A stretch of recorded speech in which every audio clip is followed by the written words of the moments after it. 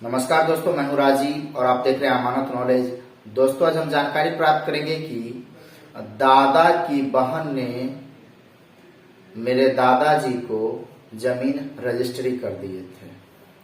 तो उसका registry paper मेरे पास था, लेकिन उसका दाखिल खारिज नहीं हो रखा था।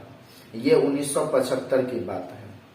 तो फिर अब हम जब अप्लाई किए, दाखिल खारिज के लिए आवेदन दिया गया, तो वहां पर जो है देखा कि दाखिल खारिज किसी और के नाम से हो रखा है और सीओ ने हमारा दाखिल खारिज एप्लीकेशन रिजेक्ट कर दिया।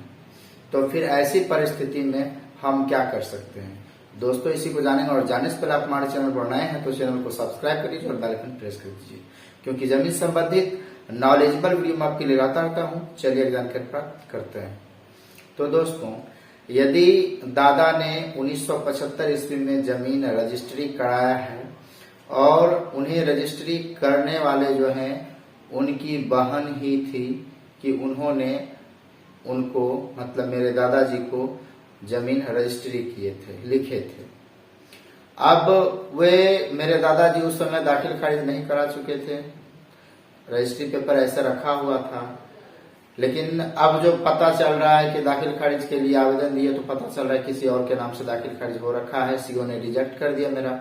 तो ऐसी परिस्थिति में आपको ये देखना होगा कि दादाजी की बहन ने जमीन दादाजी को लिखे हैं, तो उससे पहले या उसके बाद दादाजी की बहन ने किसी और व्यक्ति को जमीन बेचे भी थे।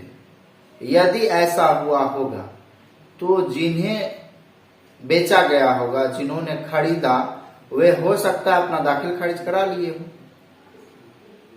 इस वजह से दाखिल खारिज उनका दिखा रहा है। एक तो ये है। दूसरी बात, आपको यदि डाउट लगता है कि जिस व्यक्ति के नाम से दाखिल खारिज शो कर रहा दिख रहा है उसके पास कोई पेपर नहीं हो सकता है, तो आप उनसे मांग करें, आप उनसे कहें कि आपका जो ये दाखिल खारिज हुआ है किस आधार पे हुआ है, कौन सा पेपर आपके पास है। कोई तो आधार होगा जिसके आधार पर जो है उनका दाखिल खारिज हुआ होगा। तो आप देखें उस चीज को। और एक बात ये भी ध्यान रखें कि उस जमीन पर दखल कब्जा किनका है, ये भी मायने रखता है। यदि दखल कब्जा आपका है, केवाला आपके पास है, तो फिर आप कोर्ट में भी फाइल कर सकते हैं, ठीक है। लेकिन आपका पर्सनली है कि आप उनसे डिमांड करें प्रेम पूर्वक ही, लेकिन कहें कि आपका जो दाखिल खारिज हुआ है किस बेस पर हुआ, उसका क्या आधार है, कौन सा कागजात है। यदि उनका कोई आधार नहीं होगा, कोई कागजात नहीं होगा, तो फ्रॉड तरीके से उनका दाखिल खारिज हुआ होगा।